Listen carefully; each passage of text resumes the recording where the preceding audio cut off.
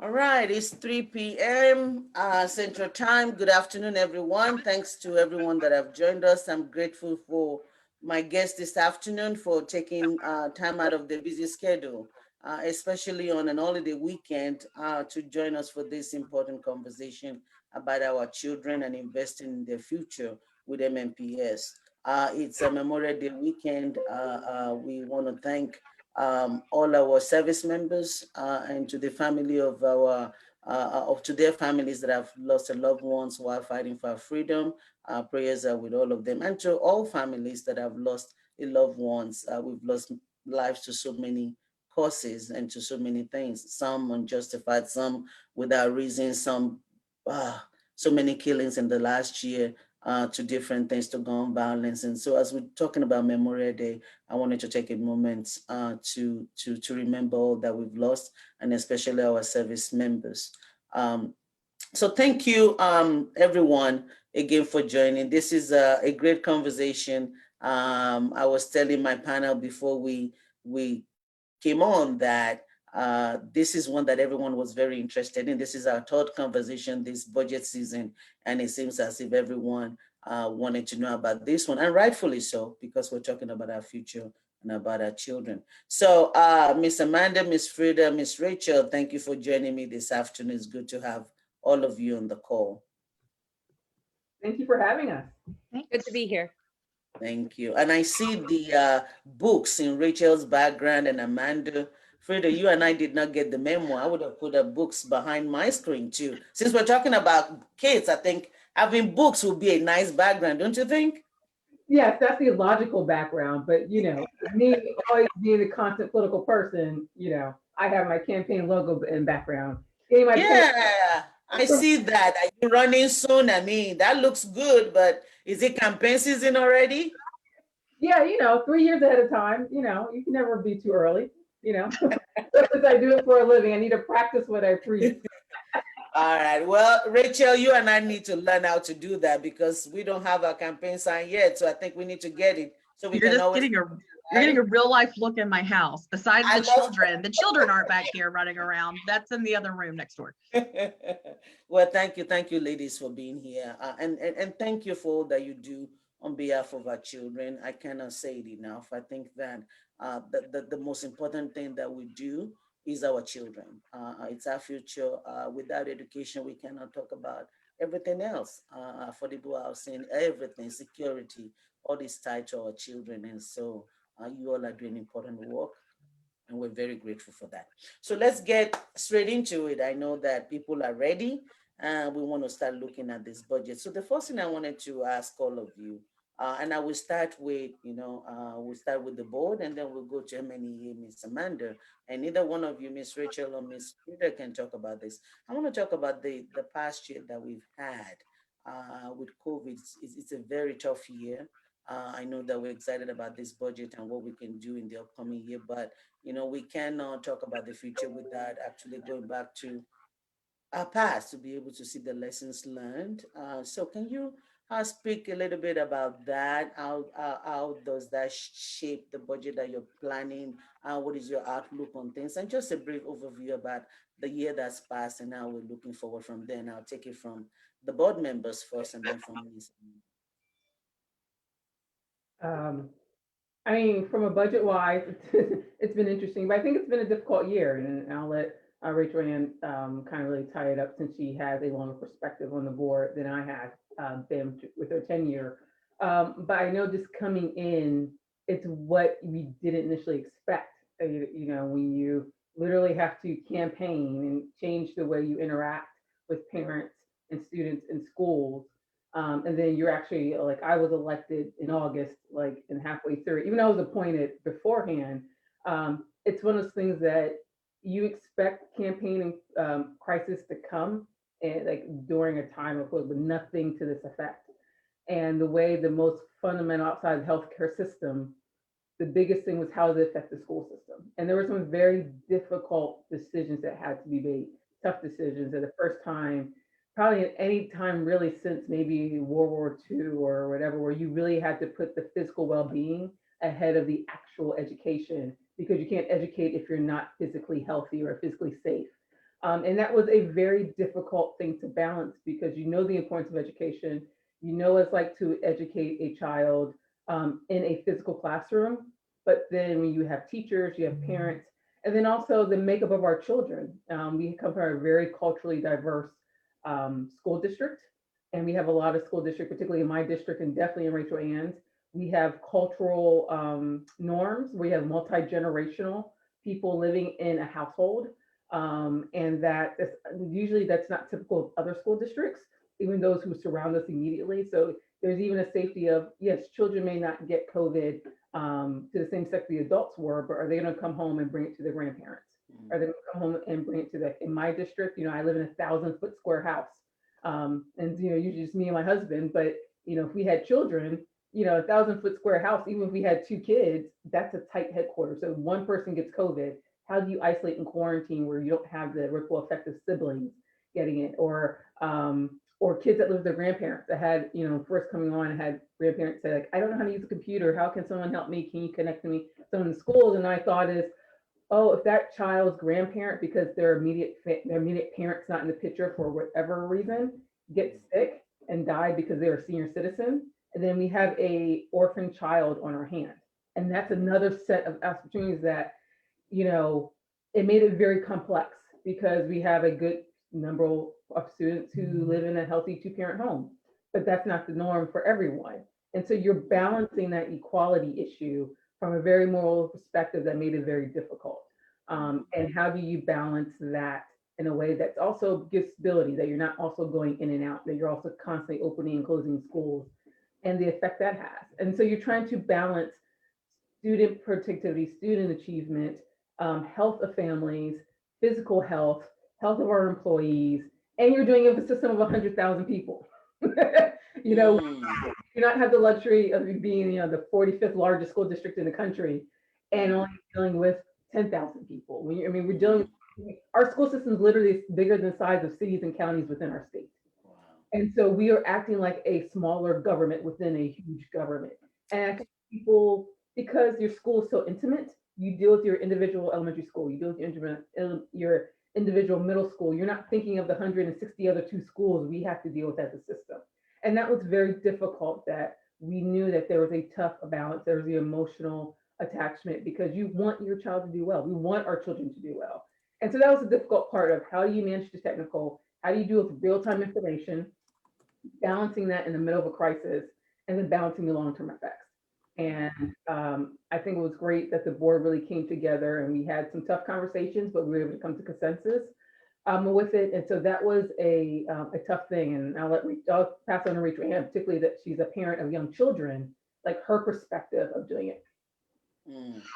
I would say, for us as a board, it feels trite to say that it was a year like anything else because you hear that so much about COVID-19.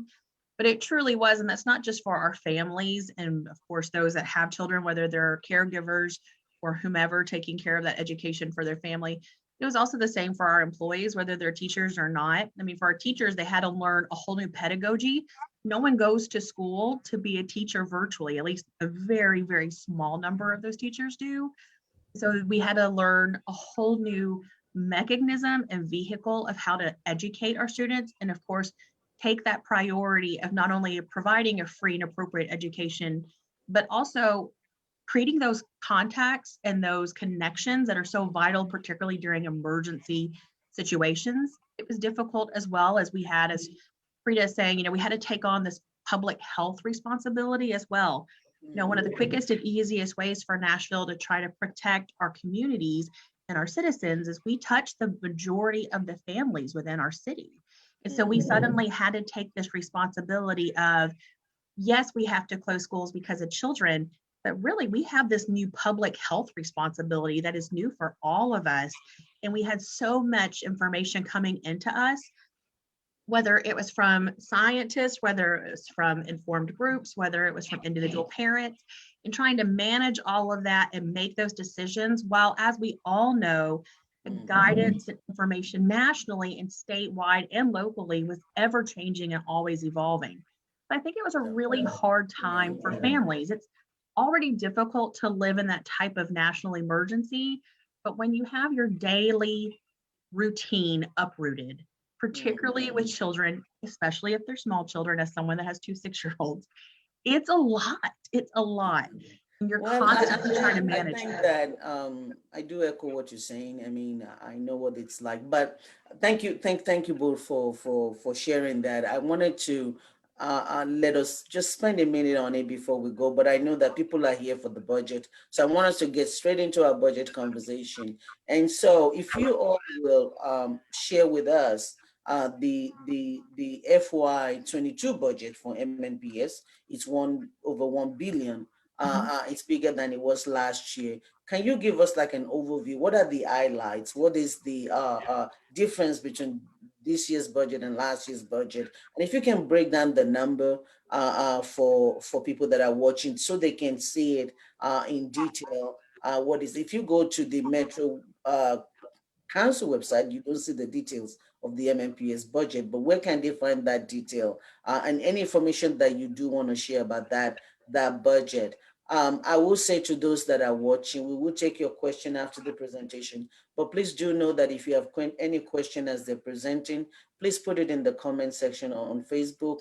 Also, because I'm trying to multitask, sometimes I do miss questions. Not a lot, but sometimes I do. So if you feel like it, feel free to also text me your question. You can text it to 615-585-2558. Put it in the comments or text it to me. And so I'm going to turn it to Ms. Freda Players and Ms. Rachel. Can you walk us through the budget, this 1 million? 1 billion, oh my God, 1 million. What will 1 million? 1 million won't even do anything. So this 1 billion budget, and share with us what that entails, what that funds, and what we need to know about it. Thank you. Yeah, so I'm going to share real quick the summary of changes that we can really kind of put a tight bow onto it. So the majority of the funding that we have, the first time in Metro Schools history, we've hit the $1 billion mark. We've always said it's close to $1 billion. You can say it's over $1 billion if you take operating and capital and all of it together. But this is the first time our operating budget's been $1 billion. And the mayor has made this historic investment, and the majority of that went to revamping the teacher compensation scale and how we do that. So here's the summary of changes that really puts it together. We have about roughly 8,700 employees that's funded through the budget, through the operating budget. Does not include the other part of the food service and the grants. But the step increase for teachers, for certificated staff, is roughly 5 million. The principals and administrators who are certified, their step increase in COLA is 1.5.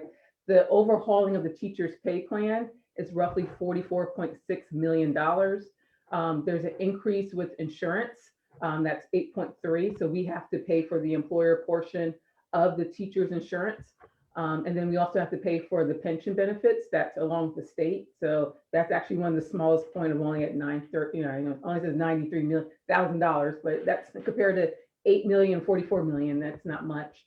The support employees, they're getting $2.7 million to pay for their step increases, another 3.2 to pay for their COLA, the cost of living increases, and then their insurance and pension together is roughly about $1.7 million.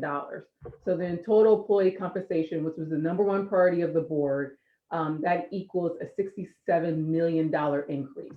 That's right here. And so, total, so total increase. And then we have the other changes. All of these right here, Metro IT charges, rail transmissions, injury on duty, those are internal fees. So Metro government charges Metro schools to provide this service, and we have to pay for those services. And so that's the cost of most of these right here that you're going in. And then we have inflationary increases, was basically contracts. We have multi-year contracts. A lot of those contracts either have kind of a cost of living increase, whether the cost of materials, a cost of service each year as they serve more students or more things, like there's a natural increase of that. So that's a combination of all the many contracts we have. Charter school is $15 million. That's our enrollment, that we have 27 charter schools, and that's the pay that we give to them for the per student portion of it. And so all that changes, that's another $14 million. So in addition, that's how we get to the 82, which is an 8.8% increase. And that brings our whole total budget to $1.01 billion. And there's some little changes. These are very big changes and important changes. But then also adding, the mayor also allocated $2.5 million to the Advocacy Centers for social emotional learning. That was the number 2 budget priority of our schools. And so the pay to actually put physical centers into the schools, which is like transforming a classroom, where we can do emotional regulatory behavior changes and things like that. And then textbooks, another just under $4 million. We're using ESSER funds for that. I guess, the opportunity in this pandemic is that we've had a influx of federal funds that we really could use to really catch up on a lot of things we were behind on because we did not have the money to do. And so we're leveraging those funds to really make sure we make the most bang out of their buck and really take for things that are one-time fees and really kind of infuse them with the funds that we use from ESSER. And so we have an increase of roughly about 42 positions. There's an enrollment reduction that we realize as Nashville's growing. And some of the people going in, they're not all coming in with families. So that kind of changes what we project for enrollment. So that also makes the adjustment for the $1.4 million that we see. And then so that's how we come to the 1.01 budget for the school. So that's kind of what you can do. You can see this from our down. If you go to this Metro Schools website, go to the Board of Education, go to the agenda. This is in the agenda, and then it goes into detail. If you really want to, all that breakdown into about 30 pages worth of documents. So that's a breakdown of what we have. Yep. I was going to say, Freda, can you bring that first page back? Sure. I think the thing that people are probably the most interested in is how much money we're getting that's new this year. And so that's mostly from the certificated teacher study that's happening. And that's that $44 million. And we're really proud that we're able to provide that to our teachers, as that's definitely needed. And not only has it been the #1 goal for the board, but it's been an ongoing long time conversation. Recruitment's imperative so that we have teachers inside of our classrooms. There's a national teacher shortage and we are not immune to that. And so we're really glad that we're able to do that. And I think the term you're going to hear the most through the budget season is that we're paid best in state now if we can continue this. And that's imperative because we do lose a lot of teachers to surrounding counties, not just because of their workload or those kinds of things, but frankly, just because of the benefits that they can receive outside of that financially. And so we're really glad that we're able to provide that to teachers if this budget continues. And then additionally, our administration, you'll see it listed as administrative increase. And I know I've gotten some questions about what does that mean? And that's principals and the administrators inside of our schools. And so they were not included in that. So they as well get a step increase in their 2% COLA, as do our support staff. So we're really glad that all of our staff are able to be appreciated, not only for this difficult past year, but for long term, they've been overlooked for so long. And so we're glad we're able to provide some security to them and send them that appreciation. Thank you. And that brings me to Miss Amanda. We had a conversation last year, what a difference a year is made. I remember last year when we were talking about our teachers being underpaid and the work that you and MNE is put into representing the teachers and the educators. And so I know I saw your post, I saw your emotional post after the mayor announced the budget. Can you walk through for us, as someone representing the teachers, what this budget means to you and to everyone that Ms. Rachel has alluded to, but from the teacher's perspective, can you tell us what this means, the difference from last year to this year? Sure. And yes, I was elated when I heard the announcement come from the mayor about the additional funding going to fix our salaries. You know, for a long time, MNPS teachers were the 17th best paid teachers in Tennessee, and Tennessee ranks 43rd in the nation for teacher pay. And so, you know, people want to say, how can we make our schools better? Well, one of the best ways you can make our schools better is to ensure that every single student has a certified teacher in every single classroom.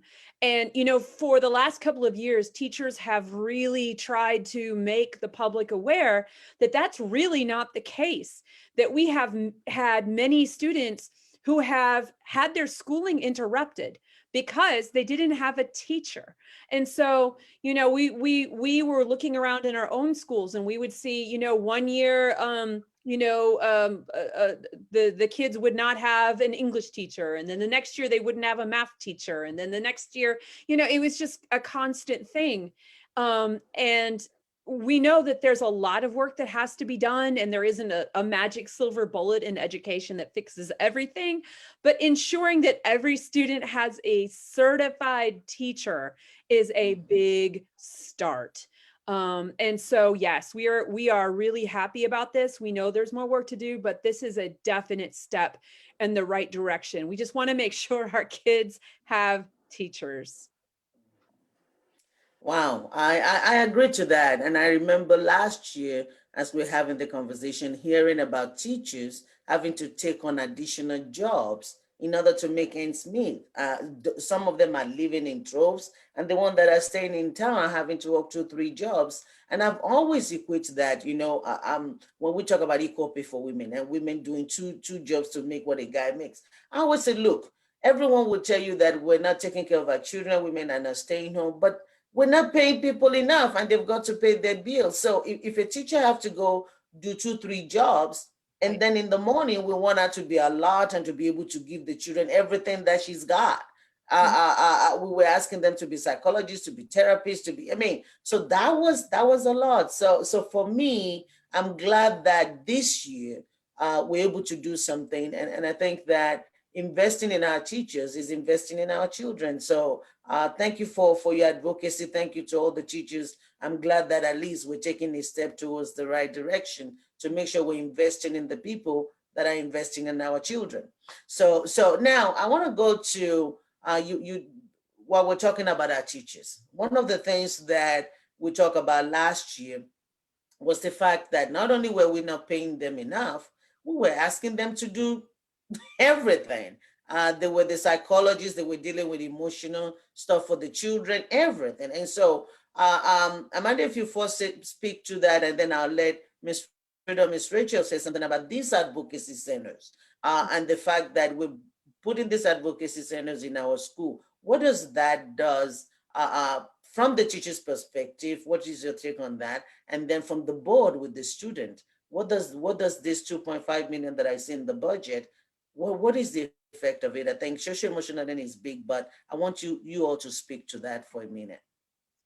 Sure. I think it's definitely a step in the right direction. The number one job that teachers are supposed to do is teach, right? And when you're working with children, you're going to encounter all sorts of emotions, behaviors, all of that. And we're used to that. We're trained for that. But I like to explain it in terms of when you're dealing with children who are having a hard time, teachers are sort of trained at the level of first aid, right? We can put on a Band-Aid, we can calm a kid down, we can talk to them. But if it's something that requires more intensive care, then we have to stop teaching all of the other kids in our classroom and focus on helping just one kid. And teachers aren't necessarily equipped for that, right? We are trained as educators, not as psychologists, not as therapists. And so to have a dedicated space and to have someone who's there to actually help children, not necessarily to have something more punitive, but to have a dedicated space and dedicated personnel who can help children regulate their emotions, who can help children learn to make decisions to solve conflict, so that teachers can continue teaching. That is a tremendous help for us. Teachers, we're there, at a school, we're supposed to be working, 8 hours a day, and there's only so much we can pack into those 8 hours, and most of it we're supposed to actually just be teaching. And so we can create that space. That's great. Thank you. So, Ms. Freda, Ms. Rachel, so I'm going to turn it back to you, but your question will be twofold. If you would talk about the importance of these advocacy centers and the impact on the teaching of our children. But the second fold is this. And to those that watch your budget hearing heard me say this.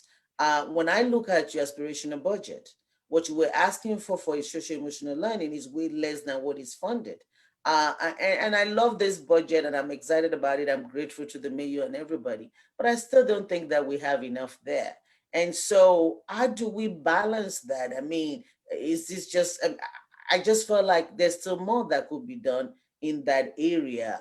Do you agree? Or, I mean, what is your take on that? Because I know somebody had emailed me, a constituent that was saying that they thought social emotional learning budget was about 7 million, and they only see 2.5 million. That's a difference. That's a big gap there. So how do we, what does this do to our programs? I want you to talk about the importance of the Advocacy Center, why this is important, the impact. But I also think I don't want to gloss over the fact that instead of a 7 million, we have a 2.5 million. And if you will address that, I will appreciate it. Sure. So our advocacy centers are going to be done in kind of basically phases. So the first, the 2.5 is being allocated directly to a couple clusters that will be kind of done first. And that's what we've kind of organized within our reimagined work. So that's in North Nashville first. Then we're using some of our ESSER dollars to do the next set of schools. And then after that, it'll be the next set of schools, which will mostly be, frankly, in my area, in the Southeast Nashville area. That's all based upon kind of an equity lens of what needs to be done first. Where do we have the most requests and requirements? Where do we see the most instructional interruptions because there's a need for these trauma-informed restorative practices? And to Amanda's point, our teachers, they're not teachers for the money. So they are educated and they are aware of those daily practices. But it's really important that we have highly trained specialists as well that can help our students with these transitions so they are losing, so they're not losing their school time and they're not using that instructional time. That's to the benefit of not only the student, but to our individual schools and their peers. We want our students to not only not lose that instructional time, which is the main goal of this advocacy center, along with learning those life skills to better inform themselves and help themselves and advocate for themselves. So it's not just an immediate response, but hopefully a learning process that will take them throughout their lifetime, which, ideally will help us in all kinds of ways as a community. It's not just in the classroom, but an ongoing thing. So we're very excited about the advocacy centers. It's something we've been wanting to do for some time, but I very much appreciate your constituent and of course yourself recognizing that the 2.5 is not the silver bullet. That is frankly just a down payment on the amount of social and emotional learning work that needs to be done. Our budget is not fully funded in that way. To get our counselor numbers down, to get our therapist numbers down, so school counselors, psychiatrists, we would need more money for sure. We need about $5 more million to get those ratios down. We would love to have that, and we hope that we get that, whether that's through the BEP adjustment that we're hoping through the state and that we're currently in litigation for, or through ongoing additional budgets through the city. But right now, our focus is to make sure that we're addressing these in-classroom instructional needs, particularly considering the year that we've just had with our students and teachers, and trying to build that as a best practice in the first place. Thank you. Thank you. And to those that are watching, I'm looking through Facebook to see if there's any question. I have not seen any yet. And so, but if I missed it, again, you can text me 615-585-2558 with your question. I will say that in a follow-up conversation, I did find out that the advocacy centers are not in all of our schools, and to be able to have them in all of the elementary schools, we need an additional 1.2 million. I have included this in my wish list for the budget. Last year, I was able to do an amendment that was able to do step increases for teachers. I'm hoping that this year I get the opportunity to be able to do, and I'm joined by the Minority Caucus as well, saying that we want to make sure these advocacy centers are in all of our schools. I don't see why we would do a number of schools and not the other. But I understand this is a down payment. This is way better than what we had before. And we cannot do everything at a time. So thank you for that explanation. It makes a whole lot of sense. but I hope that every year we continue to make sure that we get to the other schools and the other areas as well. So thank you all. I'm looking through Facebook. Yes, so now I have a question, and the question says, while 2.5 for SEL for Advocacy Center in most schools, and if you give me in most of the elementary schools is great, there's an equally challenging need for SEL in middle and high schools. Is there any dedicated SEL funding in the current budget for middle and high schools? What amount of funding was requested in the aspirational budget for SEL? Freda, you want to take this one? Sure. Okay, Freda, you might have to have those numbers in front of you for me because I don't have the screen. I'll pull them up. Got it. So we do have some funds, of course, going to our middle schools. The advocacy centers are mostly focused on our elementary school. Of course, we're wanting to build those skills as early as aged as possible. Then from middle school, we're hoping to do restorative practices. And I think we're calling those restorative coaches, and I apologize. There we go. Look at that. Yeah, there we go. Restorative practice assistant. So that's that $2 million that we're also trying to have within our middle schools. And then this is all of our aspirational asks. So to your original question, not all of this obviously is funded through that 2.5. So we have all of these things that we think are a part of that social emotional learning capacity. So it's not only just advocacy centers or counselor reductions or any type of ratios. It's also ongoing personal development and professional development. It's, course and grading alignment. It's transitions, which we are considering transitions be from one school grade to the next, particularly those larger jumps where you go from elementary to middle and middle to high. So we need all of those things within our social emotional learning to be budgeted for and to be, of course, appropriated for. But we are not just only focusing our social emotional learning dollars, that 2.5, and then our ESSER dollars that we're also using, that was those one-time funds through the CARES Act. We're not only putting those into elementary school, we're also using those towards our middle and our high schools as well. And our hope is, frankly, that also leans into, though it's not necessarily a part of your question, but all our alternative learning centers as well, kind of being, there's not a dedicated funding source for that, but we're hoping that kind of bleeds into that. And we're better able to help them as well through this just overall haul and process. Yes, I think it's crucial to say that there are restorative centers in high schools, and then we use the ESSER funds to leverage that. There's nothing going on. It's a question of how much layer of support can you add on to it as we get funding to increase it to be a full sectional. Am I mute? So I think that's the key thing to know. There's something in every school. It's just the question, how much layer of support can we keep on adding to enhance, to have the most possible enhanced options? Thank you. That was me trying to look at Facebook, and I think I had my mic on and you were hearing both of them. My apologies for that. I think it's important. I want to stress what you all said about the 2.5 is not just the SEL funding, that you're using part of the CARES Act funding to support SEL as well, and that will cover the middle and high school. I think that's very important to note. And like I said, that one of the things on the minority caucus as well as my wish list is the 1.2 to make sure the advocacy center is in every school. We keep talking about social emotional learning. I don't think we can talk enough about it. And I think that not only does it help the teachers, but we talk about the importance of addressing things that will help the kids to learn better. So thank you for that question. Now, there's another question that came in that says, I'd like to know more about the budget set aside for everyday school supplies. My kids are entering third grade and will receive a list of school supplies. And they wanted to know 400 to 600, so that $40,000 or $60,000 each year for school supplies. Can MNPS include these expenses in the budget in the future? So basically, why are we asking parents to still buy school supplies? Do we not have supplies in our budget? And the questioner wants to know if it's only 40,000, 60,000, why did MNPS not just cover those supplies? Well, I think it's severalfold. I mean, we do offer basic supplies, as in paper, textbooks, pencils and things like that. But we know that to have a full kind of environment the teacher wants to have, there's extra cost. And there's 162 schools. Each school has at least 5 or 6 grade levels, so it multiplies.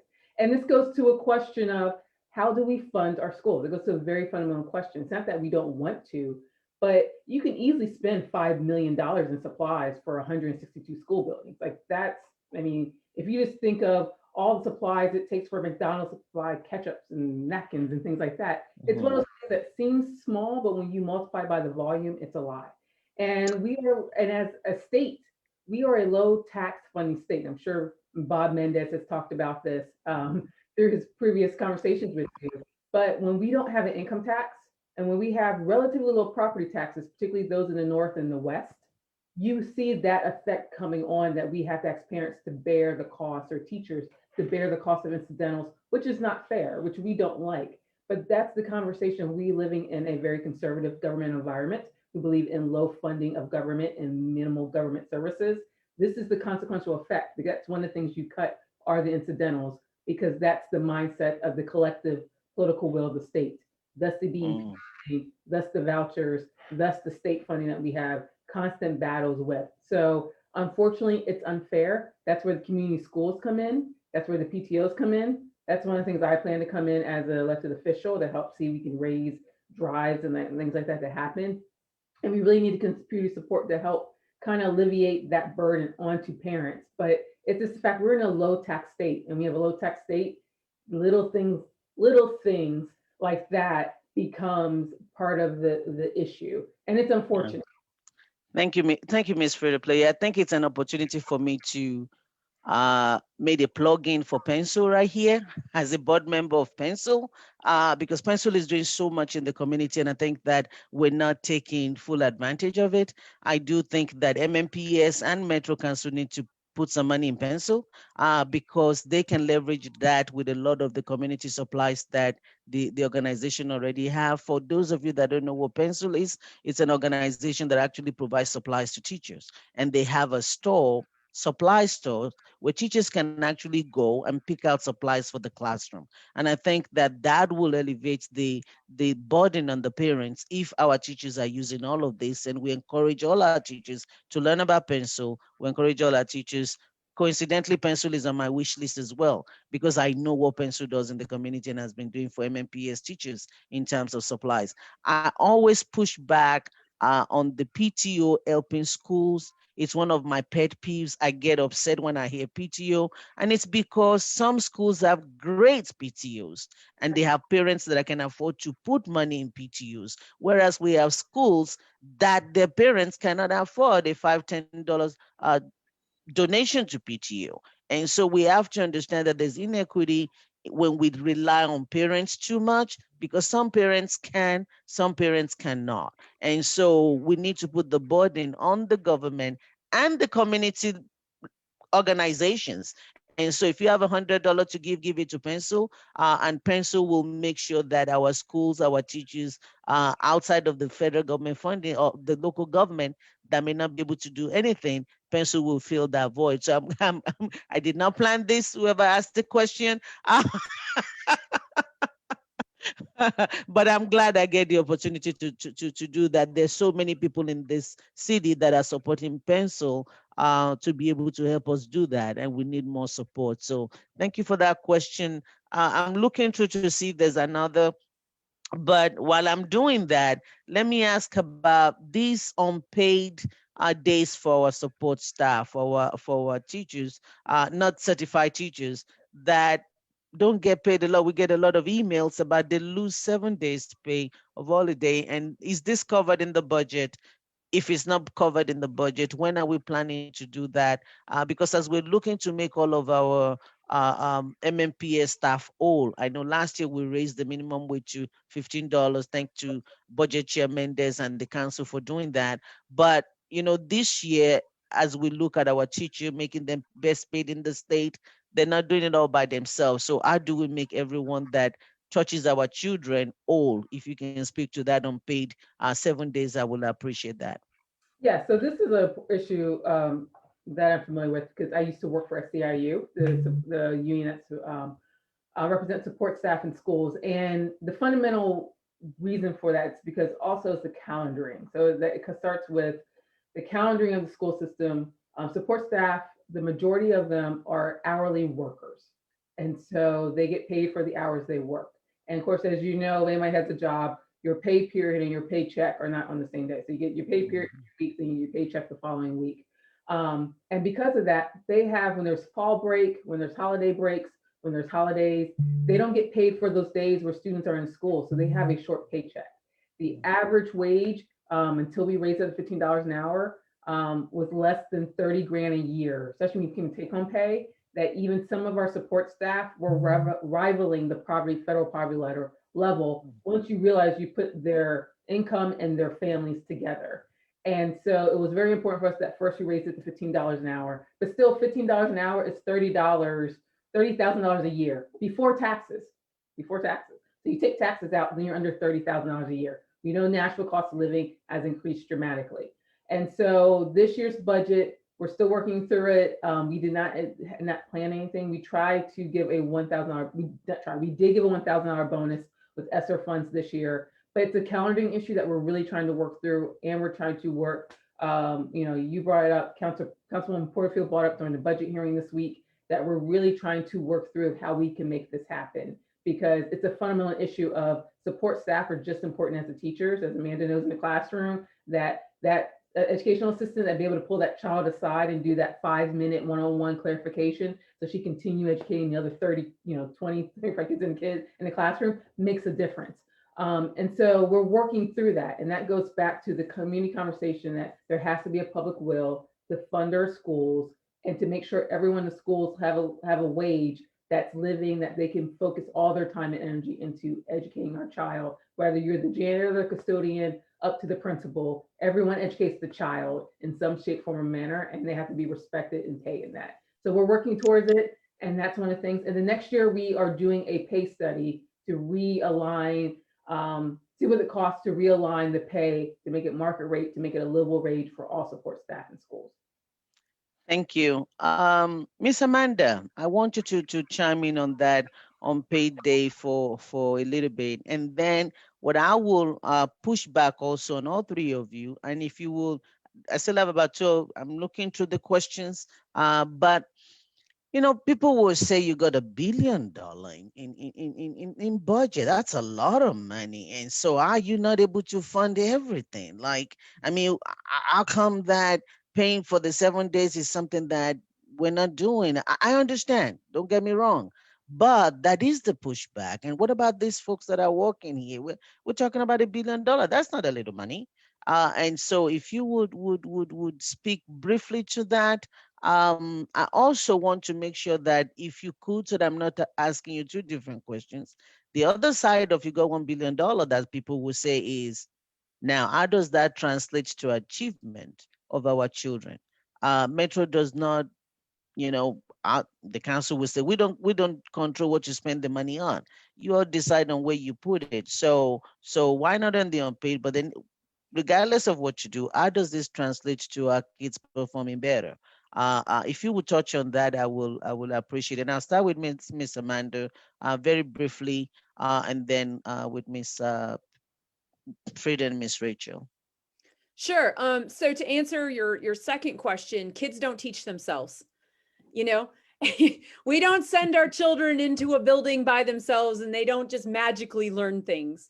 The most important thing you need are the people in that building who are teaching the kids, whether that's the teacher, whether that's the support staff, whether it's the bus driver who makes sure that the kids get to school on time and can get home safely.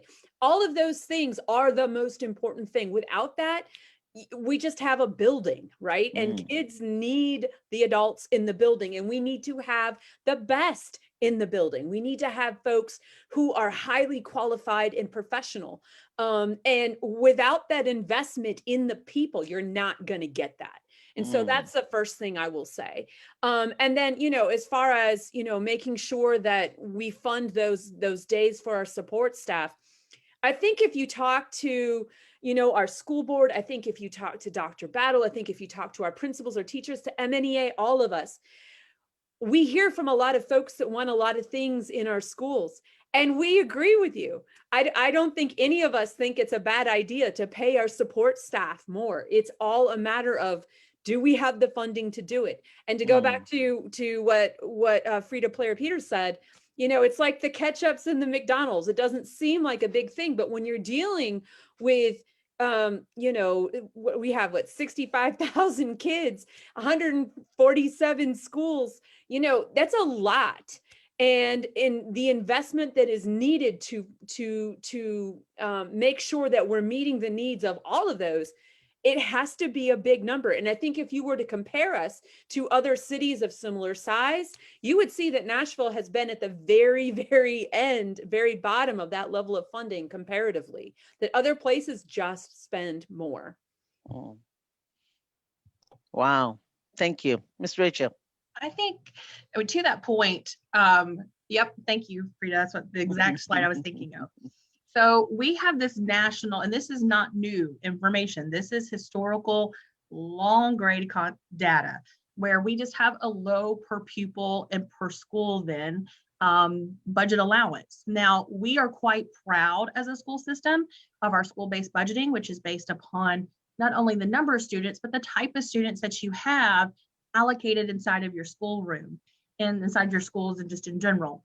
So though we have the lowest amount of money typically for our schools, we prioritize the highest percentage of those dollars directly back into our schools, because we believe as a school system that our principals and that leadership understand the needs and wants of not only those teachers, but those parents and of those children. They understand what is needed there, be that educational supports, language supports, educational supports.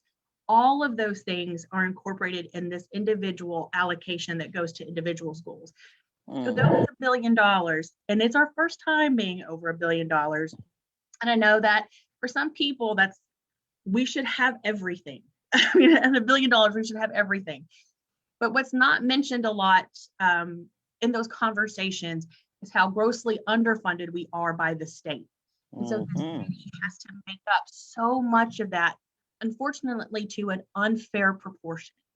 And so our city has to make up so much of that money, and that's why it's at that $1 billion. Now, frankly, we really, really, really hope that we can have some reality to those numbers from the state, and that's why we're in this litigation for the BEP, along with many other counties, by the way, within the state of Tennessee. So it is not just affecting us.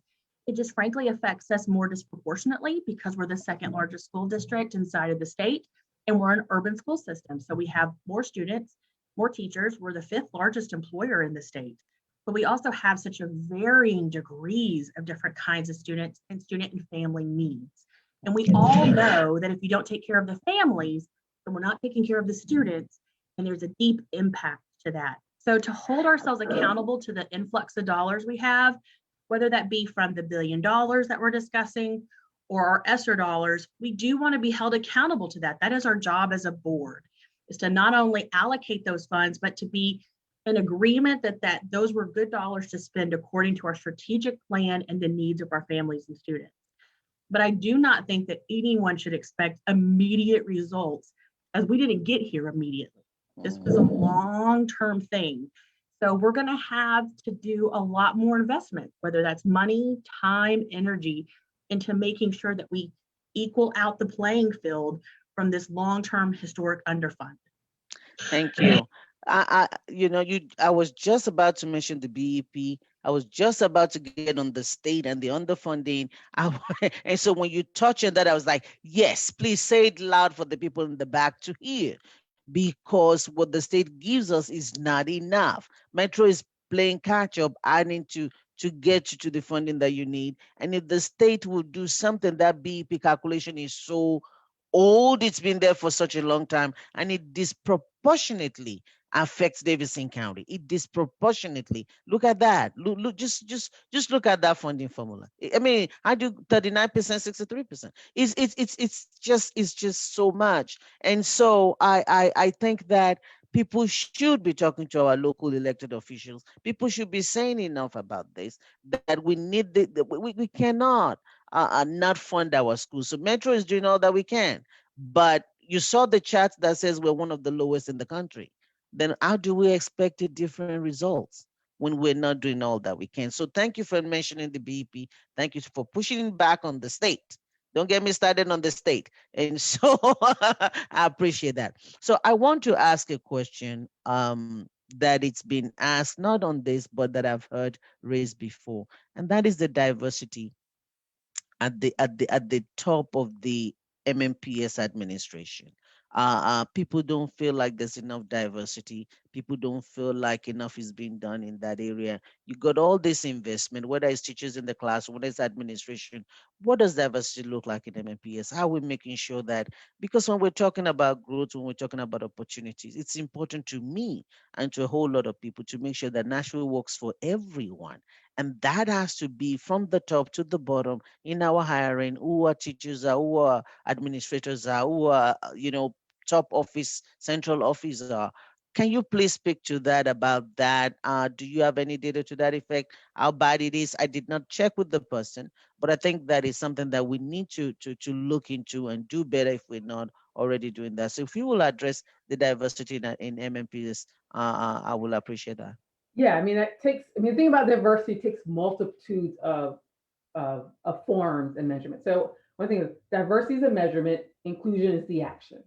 So first we were looking at what are we measuring? Like, are we measuring race, gender, sexual orientation, all that? So make sure to get full assessment of that. And I think that's one thing we're really trying to do, and trying to make it also a conversational board. It's a will of the board that diversity and inclusion is a priority for the schools.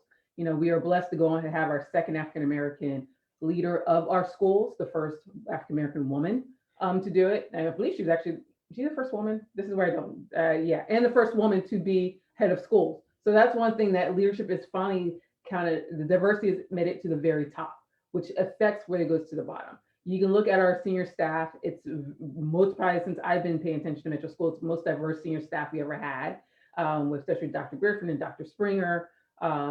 And others, a lot more women. Carrie Rudolph, like in the top half, we have more women up there and more diversity in race. We've hired Mr. Hashford Hughes, who did diversity in the Metro government, to bring them over to Metro schools and really try to do that. But it takes time. And the problem is with diversity, also the diversity that we look at, it was one part is in the leadership, then also going to the classroom.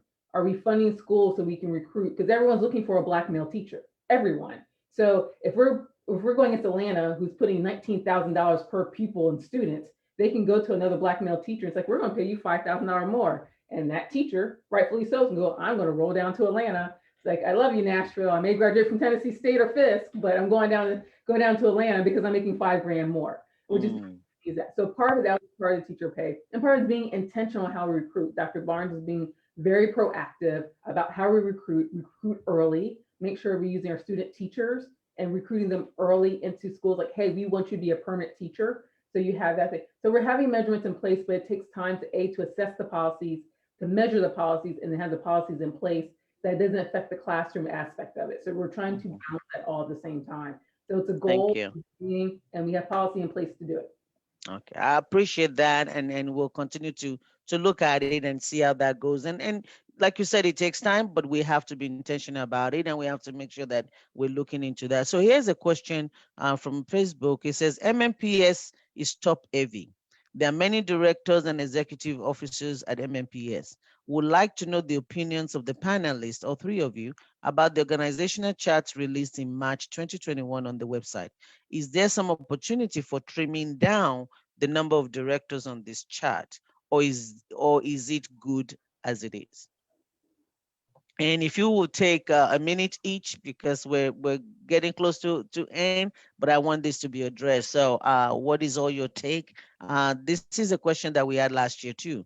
On Centra is very heavy and loaded and things like that. So would you speak to that, please? Thank you. Freda, I don't know if you have that slide. It's sometimes within our budget deck. You may not though, but I want to be concise with my minute.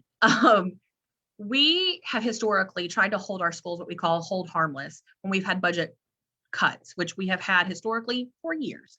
And so Support Hub, which is now what we're referring to as the central office, the Support Hub has historically been hit the most by that, whether that be through their positions or through their earning power.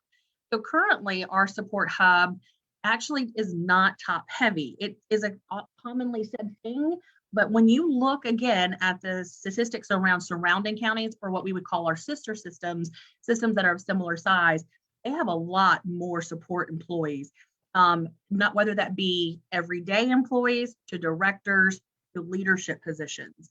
And they frankly are usually paid a bit more as well. So we are not actually that top heavy. It does feel that way because I think a lot of people don't realize how much support the Support Hub does, and how much they're actually inside the schools.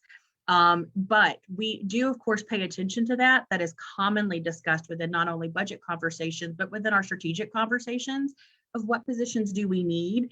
An example of that would be like within our IT department. As you know, we're now a one-to-one school district with devices. And so we're trying to discuss all those IT positions would be considered within that Support Hub. And so what do we need for that to better implement those items inside the classroom to our individual students? So that's, I think, the best way I can be concise. Oh, there we go. Freda's got it. So we do have this chart. I mean, there's another slide, but obviously we don't have it. I'll see if I can get it to you, Zulfat, for later, if you might need to do it for any type of follow-up with that individual. Or of course, that person, if you're listening, you're welcome to reach out to me as well. But we have a slide that's really very informative of how we compare with surrounding counties. But again, we do frankly look to the Support Hub to kind of make up what happens in those individual budget needs, to try to make sure that we're balancing the budget without the schools being affected. And so they frankly have been trimmed down a lot historically over the past, particularly 7 years. And that was Albuquerque's central office. That was the wrong central office. I'm trying to go through all of the presentations we have. But yes, I think that's one thing. And when we say central office, like central office is when you're not assigned to a school. So that's maintenance workers, that's other people. So when people say we're top heavy, we cut central office by $1 million last operating budget. Like we've been taking hits to central office. So I want people to think we are very lean as a school district. Remember, we have 10,000 employees. And so when we have maybe 20, 25 people in central office, if you compare that to a Fortune 500 company, it's not the same. Metro General Government has more central office employees than Metro Schools. And we have more employees, we have 1,000 more employees than Metro General Government.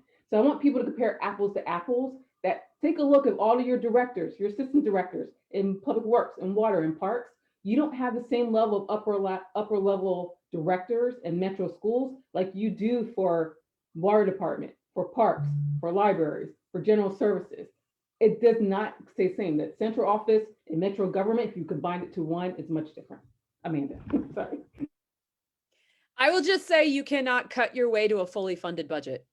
We have a budget that has been greatly underfunded for a long time. And if you try to fix that by cutting more out of it, it's not going to help. We obviously, there's always more that we want. And so I want us to think about that.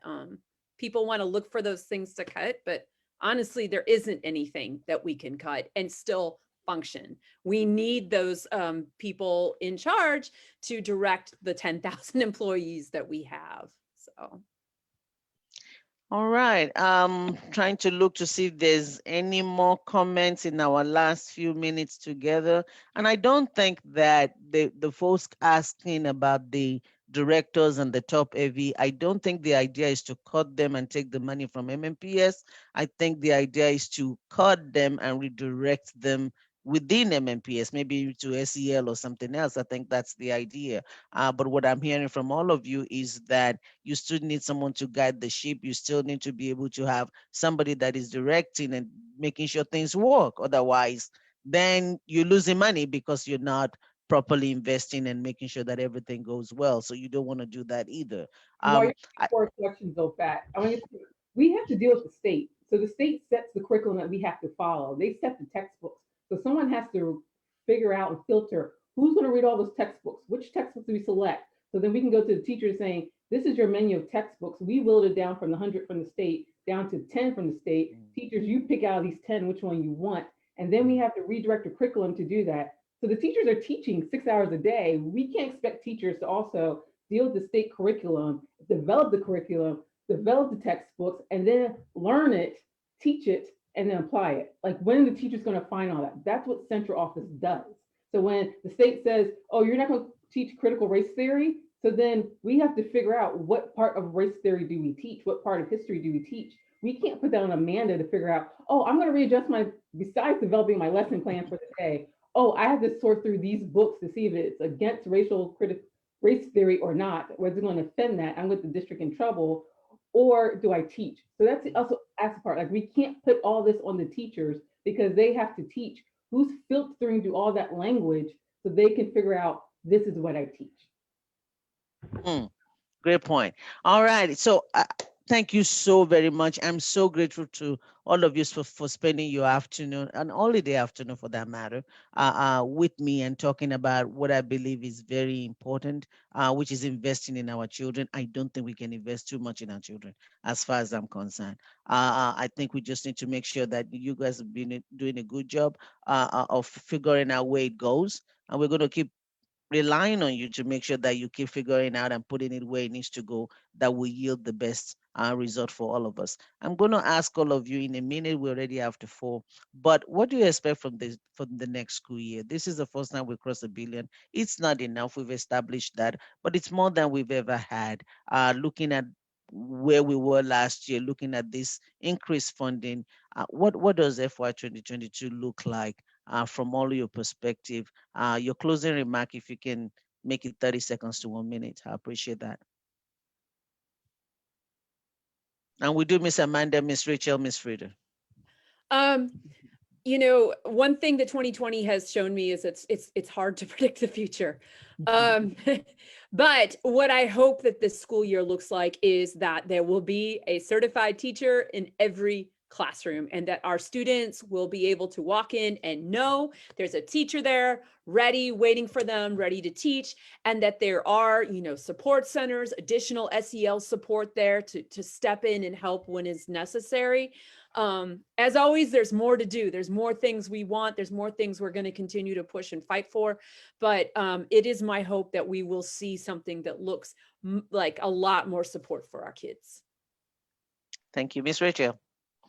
I agree. I think as national guidance and vaccination plans change for our students, it'll be really exciting for them to see each other and hopefully be able to, you know, fellowship and learn with each other in a in-person way that is comfortable for everyone. That's the big hope.